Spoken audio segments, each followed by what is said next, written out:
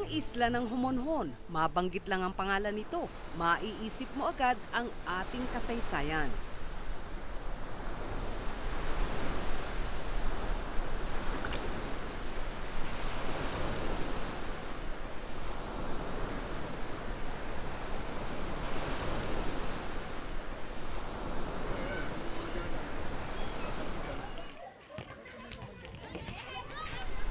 Pagsasaka at pangingisda ang kinabubuhay ng mga residente rito.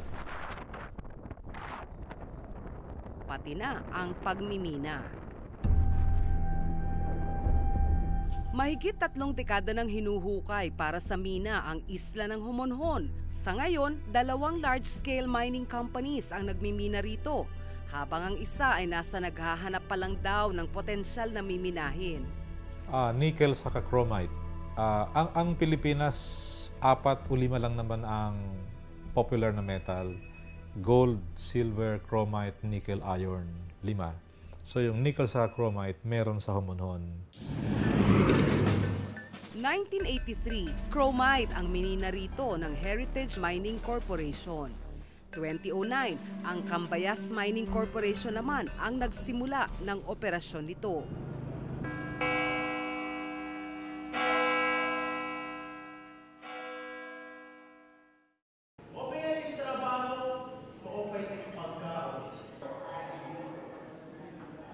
Noong una pa lang, tutol na ang mga residente sa pagmimina.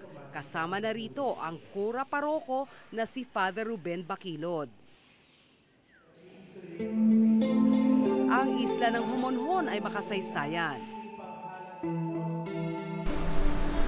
Dito kasi unang dumaong ang barko ni Ferdinand Magellan noong 1521. Una, yung islang to, isa siya sa kung baga sa pelikula, may role siya when it comes to Christianity. Dito, una dumaong si Magellan at ang mga kasamahan niya para kumuha ng kanilang pagkain, ng inumin.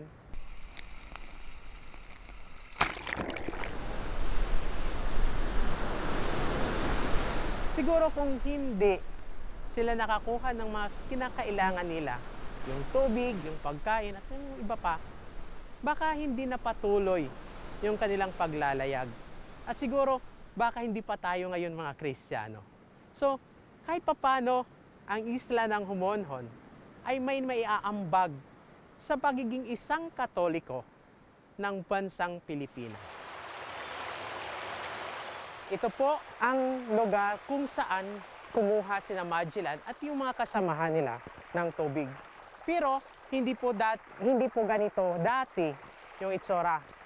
Likas na mas maganda, mas malalim, mas malamig at mas masarap ang tubig. Yung source niya, yung mga punong kahoy naputol na. Kaya ganito na yung nangyayari ngayon. At kung magtitingnan natin, hindi na siya siguro, kung babalik man si Magellan, siguro hindi na siya maakit uminom o maligo man lang. Kasi iba na. Maging ang mga pumapasyal sa isla nagulat sa dinatnan. Nung dumaan kami dun sa mining area, medyo parang nakakalungkot kasi ini-extract nila yung yung mga resources dun sa island. Island na siya. So pero sana wag nang mag-mine dito sa mga maliliit na isla ng Philippines. Preserve na lang siya for ecotourism, katulad nito may Magellan. So yun, sana pati rin conservation din ng area historically. Pwede kasi siya maging heritage heritage zone. Maganda tong isla, kaya lang medyo nakakapanghinayang kasi yung exploited talaga. Yung mga along the way pa lang makikita mong talagang nasira na eh. Nung first time ko pagbaba ko ng bangka, sabi ko, wow, ang linis ng tubig, ang sarap mag-swimming, ang ganda, perfect siya for surfing, ganyan. Pero as we tour around the city, maaawa ka talaga. Isa ang Cambayas Mining Corporation sa nabigyan ng permit na magmina sa isla. Hanggang 2034 ang permit ng Cambayas sa ilalim ng Mining Production Sharing Agreement o MPSA. Sa ilalim ng permit na ito, ang gobyerno ang may-ari ng mineral. ang pondo, gamit at tauhan sa pagkuha ng mineral, sagot ng mining company. Meron dapat siyang financial capability, may pera dapat. Dahil ang mining ay kailangan ng malaking kapital, hindi lamang sa kapital sa pagmimina.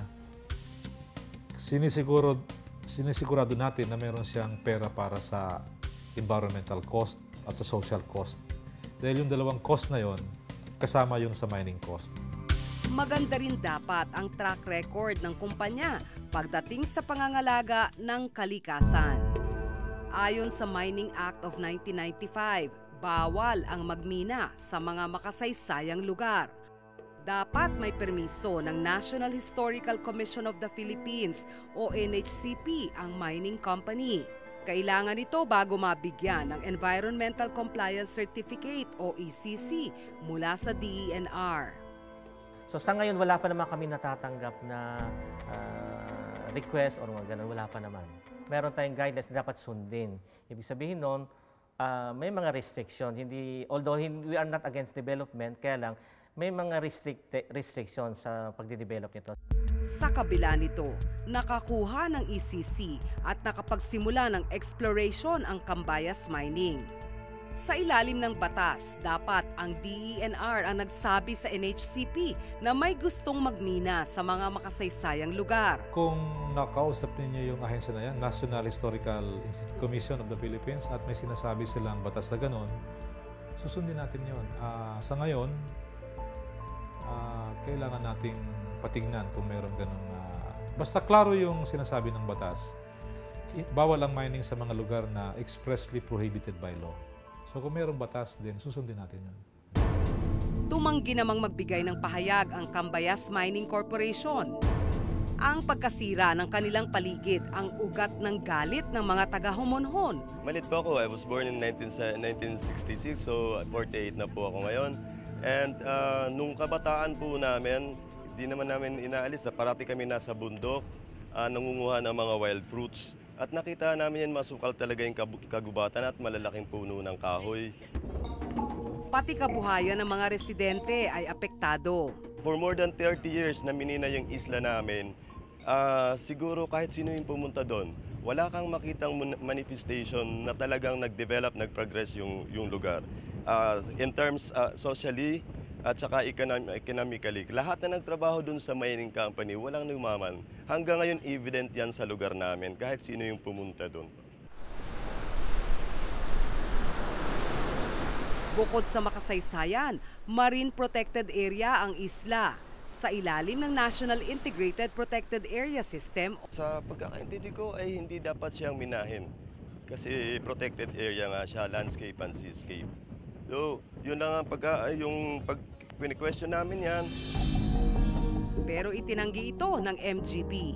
Ilinaw natin yon. Pagka-protected area ay bawal ang mining. Ni isang mining permit o mining contract ay walang ibinigay ang DENR pagka-protected area. Sigurado ako dyan. Ang Homonhon mismo ay hindi protected area. Ang protected area, yung palibot niya.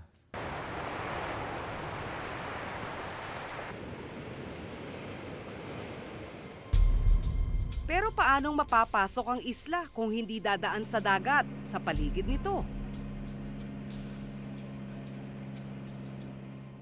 Kasi yung extreme event nga, no, wala na makapagsabi.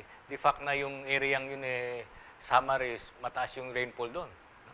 So, siyempre makapektuhan. Pag tumagas yun, umapaw yung ilog, umapaw yung tailing ponds nila, ang bottom line nun, yung coastal areas. Yung coastal areas, nandun yung mga communities. Diba? Yung settlement. Malaki raw ang kinalaman ng pagmimina kaya binaha ang isla noong nakaraang bagyong Yolanda. Unang-una, open pit mining. Ibig sabihin, bago ka makapagkuha ng ore, puputulin mo lahat ng vegetation. Tapos, scrape mo yung topsoil. Tapos, kukunin mo na yung ore, which is from 2 meters to 30 meters depth. Nickel mining, for example. So, malaking yung epekto niya kasi buoyed yung may iwanan. Kanya imagine, 30 meters deep. Palagay mo yung mining claim is 200 hectares. Ganun kalaki yun. Na bubutasin mo. Ayon sa MGB, may responsibilidad ang mga mining company na ayusin ang pinagminahan at paligid nito. Dapat gastusan mo yung paggamot ng sugat sa environment. Pag ikaw ay surface mining, babalatan mo ang lupa, alisin mo yung puno. Paano pagkatapos ng mina?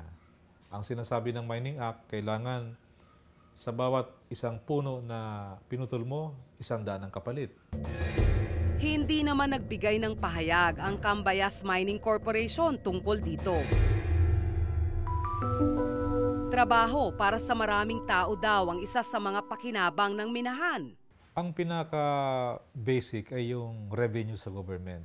Revenue, yung taxes, government shares, yun ang tanging pangunahing na contribution sa atin. Pangalawa, yung employment sa mga tao at saka yung tinatawag nating spillover effect, yung indirect effect na pag nagkaroon ka ng mina, magkakaroon ng negosyo, mga tindahan, yung mga suppliers. So nagki-create ka ng economic activity sa isang lugar.